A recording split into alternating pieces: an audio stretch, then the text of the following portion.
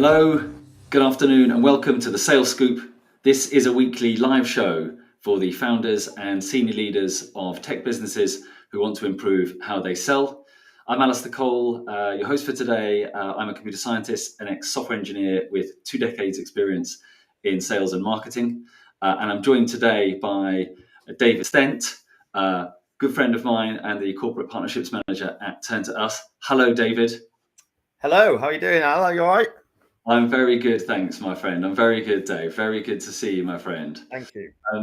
Yeah, you and I know each other from, we live quite close. We've got very similar kind of corporate backgrounds. We've been friends for a couple of years. I'm delighted that you've been able to make some time and join me on the show today. No, thanks for inviting me. I really appreciate it. No, my pleasure. And one of the things that you and I share is discussions recently around the focus of belief in sales and why it matters so much. And diving into it, I mean, it's a fascinating topic, and I can't wait to get into the kind of deep nitty gritty. But before we get into your sales scoop on that, could you tell us a little bit about you and your journey for our audience, please? Yeah, sure. So let me just get the camera right. So I'm David Stent. So I am one of the corporate partnerships managers at Turn2us, which is a financial hardship charity that operates across the UK.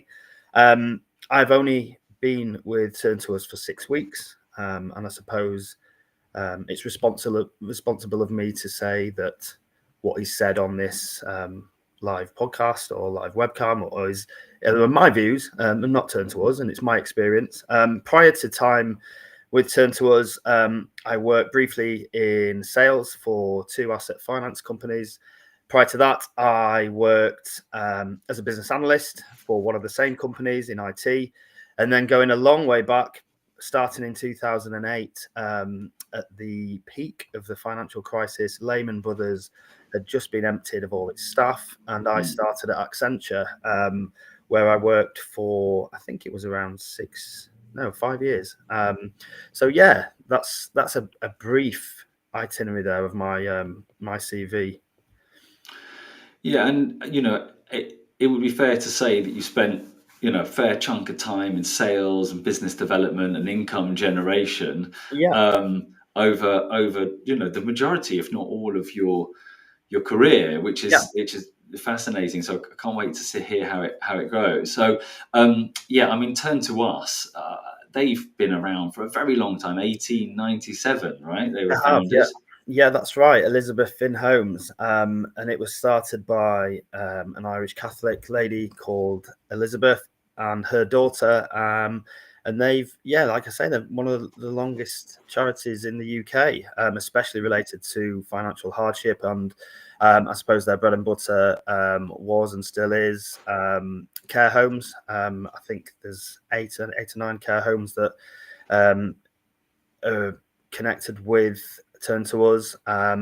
But yeah, they're a national charity working towards alleviating financial hardship and poverty in the UK. Yeah, and it's not just words. I mean, I saw that the Royal London had announced in March of this year £2 million commitment to this ongoing partnership in order to, support conversations and promote sector-wide change around, hardships, but through research and advocacy. And your interim head of policy there, Lucy Bannister, wrote in the big issue about two guidelines encouraging government to talk less disparagingly about those in financial hardship. Right.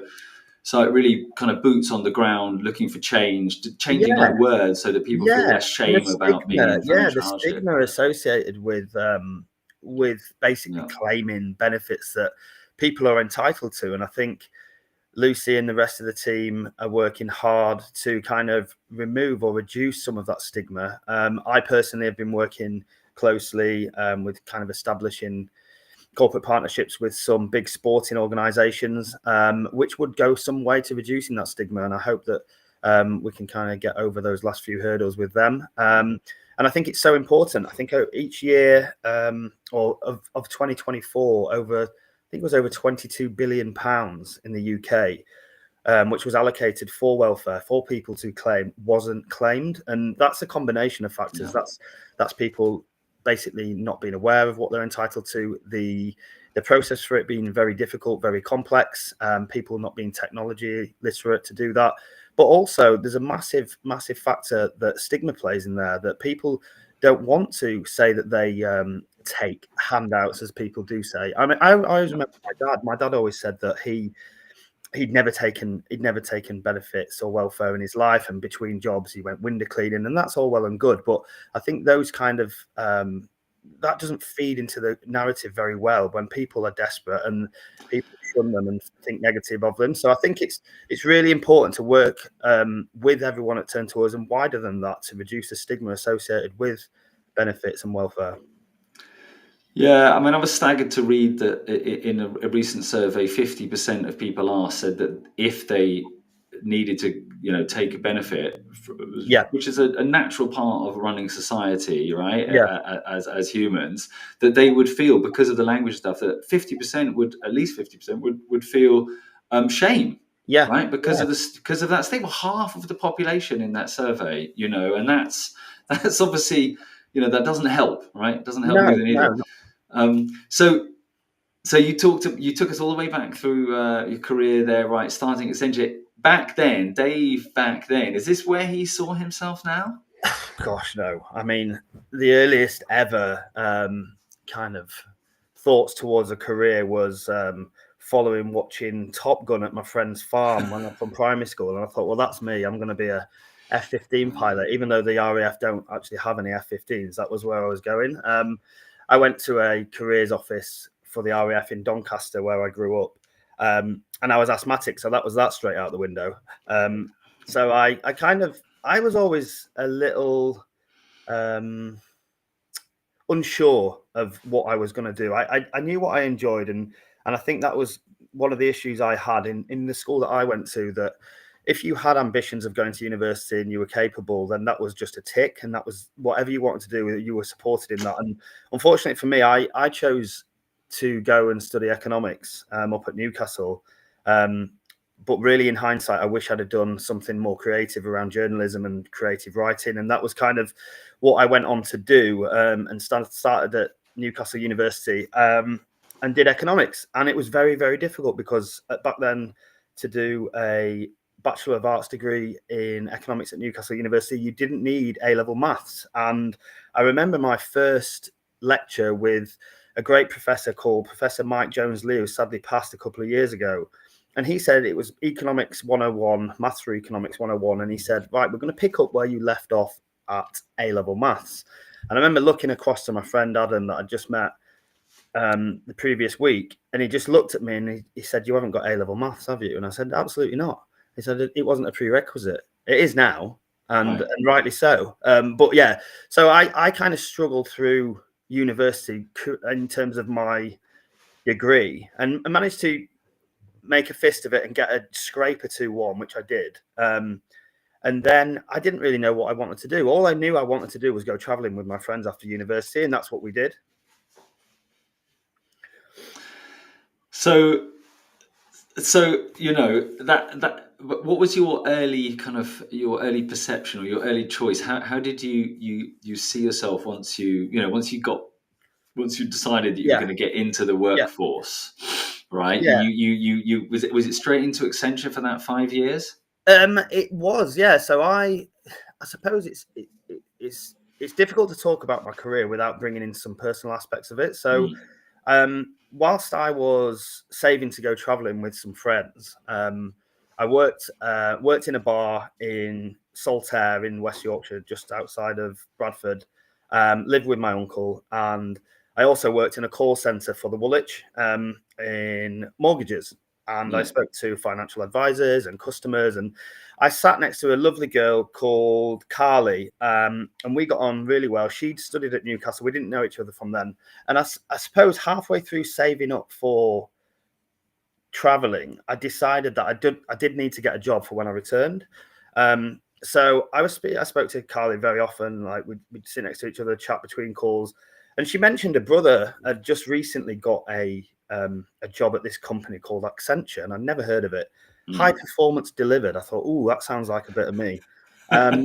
And she was like, yeah, he's starting on 32K. He gets a 10K signing on bonus and he gets this much Right. holiday day. And I was like, well, that's me sold. I was like, how do I get one of these jobs? So I kind of had an idea of what I wanted to go into simply because it was around the number that I was going to earn.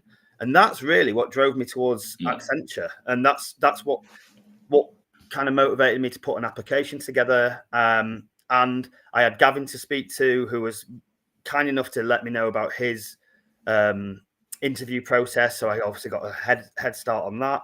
And then went down to London a couple of times, had the interviews, the assessment centre, and then got offered the role. So I was going away traveling. In October, I think it was October the 6th, 2008, I would start at Accenture. Yeah. And did they send you a? Did they? Was it a kind of send you away? You know, you sign on, you get the bonus, and they send you away because Yeah, when you get yeah. back, you're going to have a party in Bali because when you get back, Yeah, it's well, 80 hours it a was it week. was more it was more a bit of both. It was more have a party while I was away and then have a party once I started, because part of it was we did some training in London, and then we went from London over to Chicago, or outside Chicago, to a place called St. Charles. And this was like ideal for me because it was a load of new people to speak to. Everything was paid for, money in my back pocket, a job. This was absolutely fantastic. And it was Yeah. people from Brazil, the Sao Paulo office or the New York office. And it was just a great time to meet people very similar age from different Yeah. backgrounds. And it was amazing. And I think even then, what I didn't realize about myself was it was the people that I really enjoyed about Yeah. the role, like meeting different Yeah. people and doing that. And No, I, sure. I did enjoy that about consultancy when it started. It was the Yeah. traveling around, it was meeting new clients, meeting new colleagues, and yeah, Yes. it was great up to a point for me. But Sure. I think at that time, it's probably fair to mention that my mental health wasn't the best, and I'd been away, and prior to starting at Accenture, I'd had a bout of depression, quite severe, that meant that I'd cut short my traveling and flew back from New Zealand, just to basically seek some medical help, because it was really, really poor. I Right. wasn't sleeping, and my friends just didn't recognise me, and I couldn't communicate. So I came home, and then I started on some antidepressants. I got well, my mental health improved, and then I started at Accenture. And then from then on, probably for 4 or 5 years, I didn't look back. I Yeah. just I just worked hard, enjoyed myself, and then I suppose looking back, it was quite hedonistic, and it's Yeah. no reflection of people at Accenture. This is just me personally, but I had a great time and I met some fantastic people. But it was quite a precarious time in my life, because what actually was happening is I was living through a period of mania, and that kind of mania went on for a few years, and kind of culminated in when I left Accenture, which maybe we leave out of this. That's maybe another podcast. Yeah. So in those Accenture days, right, when you joined and it was that Yeah, you were excited about the money, yeah. what were you selling then? How were you how invested? How much belief did you have in Selling the what you were dream, selling? Alistair. Selling the What were dream. The what were you dream. selling? And were you on board, right? The Yeah, Accenture yeah, dream that you were selling. How yeah. on board were you? Like 10 I, out of I 10 think or you know, I think. Well, I was never 10 out of 10, if I'm perfectly honest, and I don't think. I think those that were 10 out of 10 are still at Accenture now. I often look them up and think, God, they're still there. Good on them. sure. Like, yeah, but no, and I think you had to. You had to believe in yourself. You had to be very confident. I mean, a lot of it was. It was quite funny because I went in and worked with HMRC up in Newcastle on a program based around national insurance numbers and work items, which is basically how they're processing the tax system.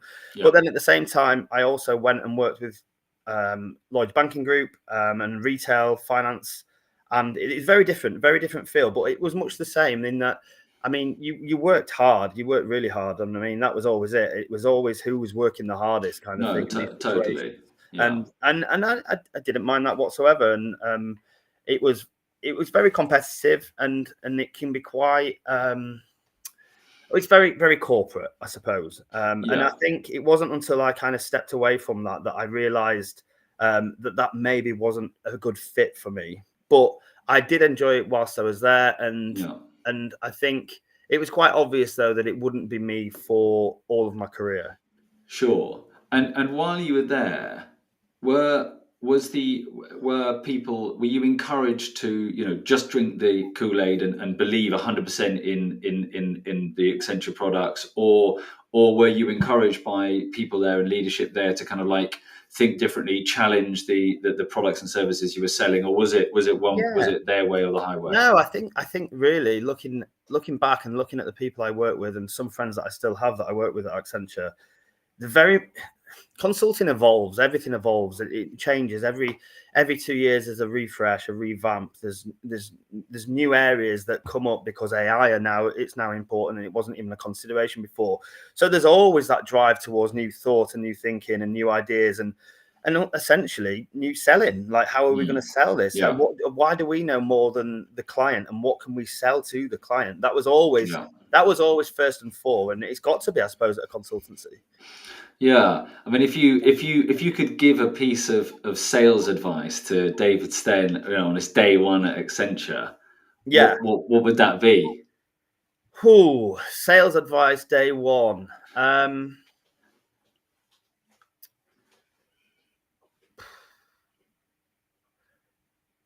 Don't or do well. Probably be yourself a bit more. Like, bring your personality into it. I remember going to Bootle in Liverpool. So there was like a satellite office at the Triad in Bootle, where Jamie Carragher's from. For any of you football fans, Okay, and he pulled up one day outside a great sandwich shop called Spoilt for Choice, or as we called it, Spoilies, and came in and ordered his sandwich, which I thought was quite nice and humble.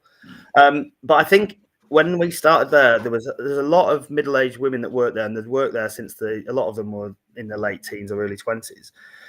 And I remember I really enjoyed it. I got along with them really well, and so did the rest of the team.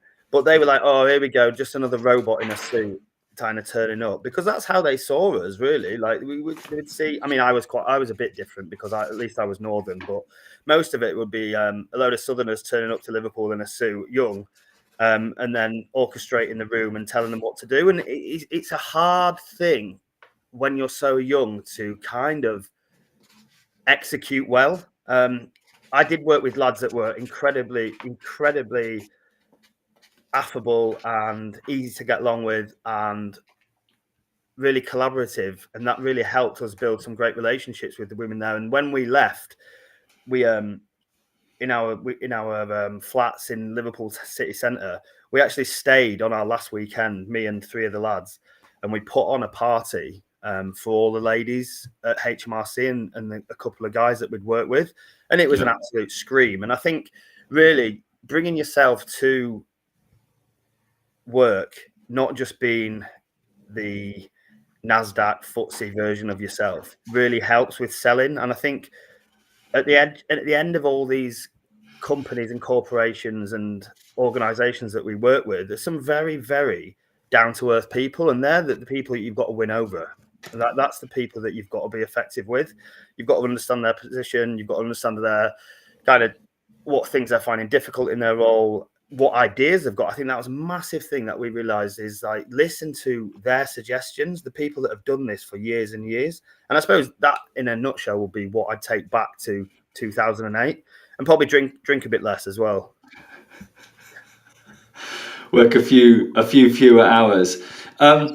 Okay, so I mean, it's that, at that stage of our careers, you have that dream, you're chasing the income. It was same for me. It was like, I Yeah, wanted a salary with a good, and that's almost the reason for going to work. But then yeah, things change, right? As we start to look back, and you look, once you've yeah, got a few years in your career, you start to then analyze and think about it, and things yeah. obviously inform. So how, after you'd left, right? Mm. When you were left, and you'd gone, the adventure, the Accenture journey was over. You know, what did you were you conscious about what you fancied next, or how that might change about No, no. selling? Again, it was very much back to pre-university, deciding on what I wanted to do. Was again unsure, and my mental health, as I mentioned earlier, took a turn in 2000, end of 2012, early 2013. So the mania that had been building up over that time since taking the medication in 2008 It left me in a situation where I was really unwell, so unwell that I ended up in a psychiatric unit and was then diagnosed with bipolar. And I lost a lot of good friends, and I wasn't at work obviously at this time, and Accenture were really supportive. They were fantastic looking back. They gave me the space. I mean, once I came out of that kind of manic psychotic episode, I didn't check my phone for months, and they when I did pick it up and speak to them, they were fantastic. And then all of a sudden I decided, when I came out of a depression after the kind of the psychosis, the mania, and really dismantle parts of my life personally and friendships and family, that I just wanted to get away, and I wanted to move to London, and I wanted to get back into consulting. So I just took the next role that I could get based on my experience. And that role at the time was with another company in London. I didn't want to travel around as much. That was quite onerous, and it's quite demanding on your personal life, because you'd kind of come home on a Friday, and then by the time you've done your washing, if you get to come home on a Friday, you pack in your bag again at lunchtime on a Sunday. So you don't really have a weekend, and and then you're working on the train on the way up or the way down or wherever you're going, or the flight. And I just didn't want to do that anymore. So I looked at a London-based consultancy in and around London, and I worked there for a couple of years. But really, it was a little soulless, and I found myself working across the city and Canary Wharf, and it wasn't a fit for me. It just wasn't, and I wasn't in a good place. And in this period of my life, I kind of lost a lot personally, and I wasn't in a good way, and I was just putting one foot in front of the other every day. And then eventually I decided at the end of that 2 years, I was really unhappy, that I'd move back to Doncaster, because my older brother had just had his youngest boy. And I just thought, you know what, like, I'm going to go spend some time around my family while my nieces and nephews are young, simply because this is no alternative what I've got at the moment. I was in a house share in Wimbledon. All my friends were settling down, getting married, having kids. I was late 20s, early 30s, and I just thought, I'll go back to Doncaster and look for some work there. So that's where the kind of career change came. And I came to working with Close Brothers. So Close Brothers are a merchant bank that operate out of the UK. They were, I believe, in the FTSE 250 the last time I checked. And there was an opportunity to work with their motor finance business in Doncaster, which was a subsidiary of their offices in Wimbledon and Crown Place in London. So I took that and I moved back, and it was it was slower, and it was a change of pace, and it was doing something I'd not done before. So it was working as a business analyst in IT, but the transferable skills from working in consultancy meant that I could do that role, and I was quite confident in it. So I kind of started there in 2016, and had just met Laura, my partner, before moving back at a friend's wedding. And that was a kind of seed that had been planted, and we'll come back to that. But I worked then in Doncaster for a couple of years, and then I couldn't persuade Laura to leave Brixton Electric Avenue to come to Doncaster. Who would believe it? So in the end, I decided to move back to London once again. So I went back to London and transferred internally to asset finance, and worked for Close Brothers Asset Finance out of Wimbledon. And again, did that for a couple of years, 2-3 years. And to be honest with you, I could do the role. One thing I did love about the role was the stakeholder management. I really, really liked that. I mean, the more technical side of things maybe wouldn't have been my most positive. And I'm sure that would be reflected if you spoke to some of my old team. But on the personal side of things, and that's where the kind of sales comes into it, I was always quite good at influencing and building relationships with people, and I really enjoyed that part of the job. Sweet. Tell me about how did that? Where would you say, out of all the places you've worked, have you had the most belief in the products and services that you were working to sell? Probably when I ran my own confectionery business when I was 15 in the playground, and I was able to make as much money as possible on the markup from the local shop. But then I got a girlfriend and handed that over to my friend James, who ran it into the ground. No, I'd say, That's it. I'd say where I am now. I'd say I've never worked anywhere where I felt more a part of the organisation, more a part of everyone's pulling in the same direction. Like I've never worked anywhere like Turn2us. Like I haven't. It's just the most. It's the best decision I've made professionally is getting away from the corporate world and going into charity world, just because it really reflects. And I've said this a couple of times to some friends. They're like, "Oh, well, what do you mean you work with great people?" I was like, "I've always worked with great people. I have and the people I've worked with are always fantastic, great people. But this time, everyone's got really similar values, and they really work hard to drive those values home. And everyone's in it together. And I never got that sense of it in big organizations that I'd worked in, and I never got it in little organizations I've worked in. I mean, I worked as God, I've had some cracking jobs. I was thinking about this before we got together. I think I was looking at. I did silver service once in a summer in Newcastle. I also worked as a distributor of beer at the Chester-Lee Street Cricket, and I just think when I looked at Accenture and these banks that I worked at, and it was also that I'd got to see into other organisations. It wasn't just working with Accenture and Capco. Like I got to see HSBC, I got to see DWP, Lloyd's Banking Group, Halifax. You know, all these organisations, and it was always the same everywhere. That it was you in your individual team, you seem to be pulling the same direction, but the overall organisation doesn't. Whereas I feel now at Turn2us, I really believe in what we do, and it's not for profit, and it's not to make rich people richer. That's just not what we're doing. That for me means so much, because when it came to the end of my time in my last two places where I worked, I was spending most of my time or spare time working on charity initiatives or working on well-being initiatives for mental health. And I was doing a lot of fundraising. I was doing a lot of volunteering. And when my son arrived in January, I just thought, do you know what? How can I make this what I get paid to do? Like, do you know what I mean? Like, I'm doing this anyway, but why not make this my main source of income? And this is what I kind of do Monday to Friday. And I'm so glad I did. Well, you're doing what you love, and that's how you get the belief in the highest level of belief in products and services. To what extent do you think it's Turn2us and what they offer and what they do,